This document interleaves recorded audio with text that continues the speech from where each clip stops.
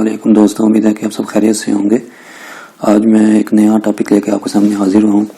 आज मैं बताऊँगा आपको कि एक्सेल के अंदर आप एक ट्रांसपोज ऑप्शन होता है और कैसे यूज़ कर सकते हैं, और एक स्टैंडर्ड डेविएशन ग्राफ्स के अंदर, और स्टैंडर्ड डेविएशन कैसे आप एक्सेल से निकाल सकते हैं और ग्राफ्स के अंदर लगा सकते हैं। आज उसके बारे में बताऊँगा आपको। चलिए स्टार्ट करते हैं। सबसे पहले मैं बता देता हूँ कि ट्रांसपोज क्या होता है एक्सेल के अंदर। ये मैं कोई डाटा पुट किया हुआ है, कुछ पहले से ऑलरेडी डाटा मैंने पुट किया। ये एक यानी पैरामीटर स्टडी किया हुआ है, स्टडी है इसमें, और ट्रीटमेंट्स है। तो बाज़ दफ़ा क्या होता है कि आपको जैसे ये आप जो आपका डाटा है ये सारा यानी कॉलम वाइज है, आप कहते हैं कि ये रो वाइज यानी अरेंज हो जाए। तो ट्रांसपोज की मदद से आप अपने डाटे को, कॉलम के डाटे को रोज़ की रीअरेंजमेंट कर सकते हैं रोज़ की फॉर्म में, और कॉलम के डाटे को रोज़ की डाटे को कॉलम के फॉर्म में। जैसे मैं करके दिखाता हूँ आपको। हमने सेलेक्ट किया, बल्कि यहाँ से सेलेक्ट किया अपने डाटा सारा, उसके बाद कंट्रोल सी किया, और उसके बाद ये ऑप्शन होता है यहाँ पे, जहाँ पे आपने पेस्ट करना है यहाँ पे क्लिक कर दे बॉक्स पे, और उसके बाद इसमें जाए पेस्ट के अंदर, और ये ट्रांसपोज का ऑप्शन होता है। अब इसने क्या किया ये आप देख सकते हैं, मैं दिखा भी देता हूँ आपने कि इसने जो कॉलम का डाटा था उसको रो की फॉर्म में अरेंज कर दिया। ये कॉलम वाला डाटा, कॉलम को उसने रो की फॉर्म में अरेंज कर दिया। ये ट्रीटमेंट ये रो की फॉर्म में आ गई, ऐसे ये रो की फॉर्म में थी, ये कॉलम में होगी। तो यूँ हम डाटे को अपने ट्रांसपोज ऑप्शन यूज़ कर अपने डाटे को रोज़ को कॉलम में, कॉलम को रोज़ में रीअरेंज कर सकते हैं। बाज़ दफ़ा यानी जब डाटा आप एंटर करते हैं एक्सेल के अंदर, तो बाज़ दफ़ा आप यानी रोज़ की फॉर्म में एंटर कर लेते हैं, तो आपको डाटा एक्सेल यानी कॉलम की फॉर्म में चाहिए होता है। तो ट्रांसपोज ऑप्शन यूज़ करके आप अपने डाटे को रीअरेंज कर सकते हैं। तो दूसरी चीज़ है कि स्टैंडर्ड डेविएशन, वो मैं बता देता हूँ आपको कैसे लगाते हैं। स्टैंडर्ड डेविएशन का आप बात कर लेते हैं कि ये जो स्टैंडर्ड डेविएशन इसकी निकली हुई है कैसे निकाल ली है। एक्सेल के अंदर आप कैसे स्टैंडर्ड डेविएशन को निकाल सकते हैं।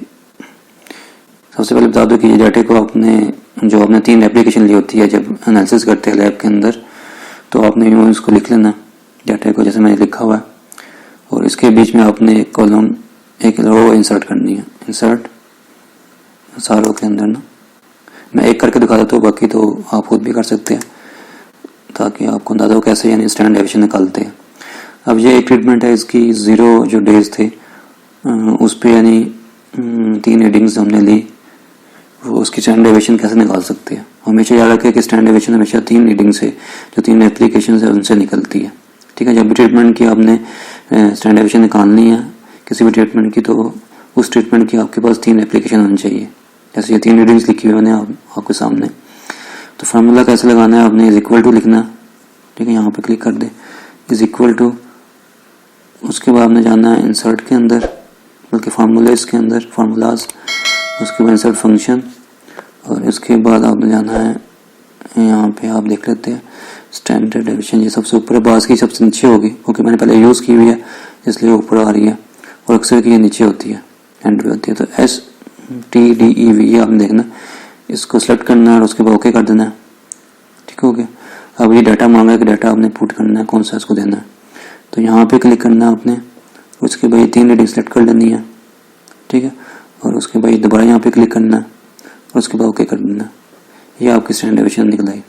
उमर स्टैंडर्ड डेविएशन यानी 2 पॉइंट के बाद 2 डिवीजन होती है, तो आपने ये होम में जाके यहाँ से कम कर देना, बल्कि यहाँ से इसको कम कर देना।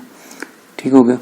और ऐसे ही यानी T2 की निकाल लेनी है आपने, is equal to formulas, insert function, standard deviation select किया, ओके किया, उसके बाद यहाँ से क्लिक किया और ये 3 रीडिंग आपने सेलेक्ट की, उसके बाद दोबारा यहाँ पे क्लिक किया और ओके कर दिया। ये देखें, और होम पे जाके इसको 2 पे ले। तो इस तरह मैंने ये सारी स्टैंडर्ड डेविएशन निकाली हुई है आपके सामने। अब मैं बताऊंगा आपको ग्राफ्स के अंदर आप कैसे इस स्टैंडर्ड डेविएशन को, इन स्टैंडर्ड डेविएशन को यूज़ कर सकते हैं। ठीक है, अक्सर स्टूडेंट मुझे कहते हैं कि एक्सेल के अंदर जब ग्राफ बनाते हैं तो उसमें स्टैंडर्ड डेविएशन कैसे पुट करते हैं। आज मैं आपको बताता हूँ। फॉर एग्जाम्पल, और ध्यान में रखिए जब भी ग्राफ बनाना आपने, तो ये वाला जो कॉलम है ना इसको खाली छोड़ना आपने। अगर इसको सेलेक्ट करके मैं बता देता हूँ क्या होगा, अगर यहाँ पे मैं इसको लीड नहीं करता, ऐसा ग्राफ बनाता, तो ये ट्रीटमेंट को भी एक अलग कंसिडर कर लेता है। जैसे for example insert column graph, ये देख अब देखिए ट्रीटमेंट को भी बीच में एंटर कर दिया। तो इसका तरीका क्या है कि आपने यहाँ से ट्रीटमेंट को डिलीट कर देना, जो भी आपने यहाँ पे लिखा हुआ है उसको डिलीट कर देना, और फिर यहाँ से आपने इसको सेलेक्ट करना है, इंसर्ट करना है, और कॉलम ग्राफ कोई भी ग्राफ बना रहे हैं आप, स्टैंडर्ड डेविएशन हर ग्राफ में लग सकती है। तो मैं बार यानी इसको बार ग्राफ में लगा के दिखाता हूँ आपको। ये आप ये देखिए 3 ट्रीटमेंट है आपकी, 3 ट्रीटमेंट आ गई हुई है। स्टोरेज इंटरवल है, ये स्टोरेज इंटरवल आ गया आपके सामने ना। ठीक है, अब आपने इसके ऊपर स्टैंडर्ड डेविएशन कैसे लगानी है, जो स्टैंडर्ड डेविएशन निकाल ली हमने, ये कैसे लगा सकते हैं। तो आपने सबसे पहले सिलेक्ट करना है, ठीक है, नीले वाला जो मैंने सारा सेलेक्ट कर लिया। ठीक है, उसके बाद आपने जाना है लेआउट पे। ठीक है, लेआउट पे जाने के बाद ये एरर बार लिखा हुआ है, यहाँ पे क्लिक करना है, और उसके बाद जाना है मोर एरर बार ऑप्शंस। ठीक हो गया, और उसके बाद आप देखें ये यहाँ से आपने कस्टम में जाना है, इधर कर देता हूँ मैं, और उसके बाद स्पेसिफाई वैल्यू करनी है आपने। ठीक है, पॉजिटिव वैल्यू में भी आपने ये पहले वाले की देनी है, ठीक है, कंट्रोल की है, और नेगेटिव में भी आपने यही देनी है, ये कंट्रोल ट्रीटमेंट जो है उसकी है। उसे ओके कर देना, ये आप देख सकते हैं आपके सामने है। ये आप जो आपने ये वैल्यू दी थी इसके मुताबिक ये स्टैंडर्ड डेविएशन लग गई है। मैं दूसरी पे लगा दिखा देता हूँ आपको, ताकि आपको समझ आए। जैसे आपने रेड वाली सेलेक्ट की, ये ध्यान रखना कि रेड वाली सारी सिलेक्ट हो। ठीक है, ये रेड वाली सारी आप सिलेक्ट है।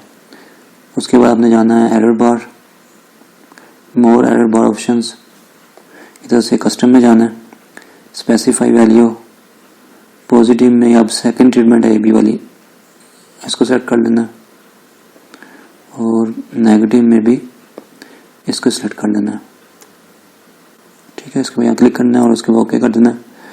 अब ये दे सकते हैं आपकी ये रेड वाली में लग गई। अब ये थर्ड कॉलम है, थर्ड ट्रीटमेंट है, तो इसको सिलेक्ट करना है, ये लेआउट में जाना है, और एरर बार्स, मोर एरर बार्स ऑप्शंस, कस्टम, ठीक है, स्पेसिफाई वैल्यू, पॉजिटिव में आपने सिलेक्ट कर लेनी है, और नेगेटिव में भी आपने ये वाली थर्ड ट्रीटमेंट जो है आपकी सेलेक्ट कर लेनी है। उसके बाद ओके कर देना और क्लोज कर देना। ये देखिए आप स्टैंडर्ड डेविएशन जो आपने वैल्यू निकाली थी वो सारी यानी ग्राफ पे लग गई। यूँ आप यानी स्टैंडर्ड डेविएशन एक्सेल में निकाल भी सकते हैं। ये एक्सेल में मैंने स्टैंडर्ड डेविएशन निकाल लिया और उसके बाद ग्राफ्स के अंदर पुट करके दिखाई आपको। तो इस तरह इजीली आप ग्राफ के अंदर यानी एक्सेल के ग्राफ के अंदर स्टैंडर्ड डेविएशन को पुट कर सकते हैं। तो आज मैंने आपको 2 चीज़ों के बारे में बताया, ट्रांसपोज के बारे में ऑप्शन जो एक्सेल के अंदर है, और दूसरा ग्राफ्स के अंदर स्टैंडर्ड डेविएशन कैसे लगाते हैं और स्टैंडर्ड डेविएशन एक्सेल के अंदर कैसे निकालते हैं। ये 3 चीज़ों आज मैंने आपको इसके बारे में बताया। तो आज के लिए इतना ही काफ़ी है। Thanks for watching my video. Take care. अल्लाह हाफिज़।